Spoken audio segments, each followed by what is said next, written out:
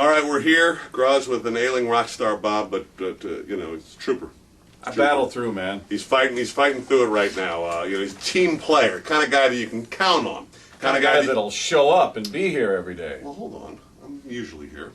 But I'm a team player. I like you. I don't stab you in the back when you're not around. It's like not Michael Crabtree does. Oh, boy. With the San Francisco 49ers. We just move along with the story that we're going to talk about. Shift into this one. Good transition. Thank you, brother. But, I mean, so Alex Smith is going to be the 49ers. Well, tell the story. Well, Alex Smith was the quarterback, is technically the quarterback of the 49ers, although he's a free agent. Jim Harbaugh has come out and said he's going to be our quarterback. Right. They want him back. He's got a book. They're planning on having him back. Yeah, they're waiting for the labor dispute to be lifted. He'll be back in the fold. And like all the other teams out there in the NFL, the 49ers have been holding their informal off-season workouts where players organize it. Right.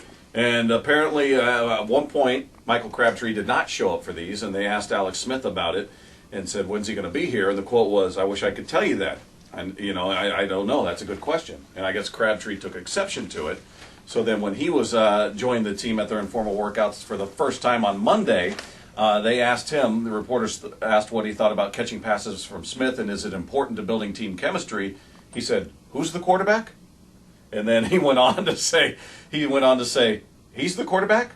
I'm just asking."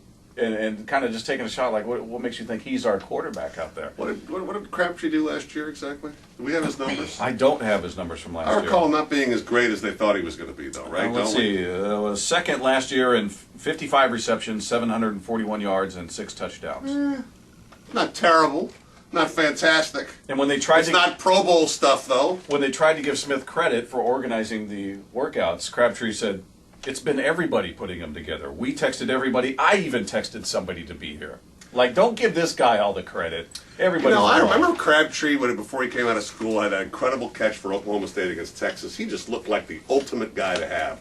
And then you watched him last year, a guy you would have thought would have been a perfect match with Mike Singletary, and instead clashing from the beginning. I mean, you wonder if this is a guy who's never going to amount to anything. Well, he seems very typical of a wide receiver. A diva. He's got a lot of diva stuff, but you know what? The other thing about some of those diva wide receivers is they produce. Yeah. You got to have the big numbers first, at least one year, don't you? Well, he looks like he's got ability. Remember, he had the broken foot, which hurt him, so that was part of his development process. But it just seems as though for him to say that, this guy organizes the workout, and for him to say, who's the quarterback here? I don't know that.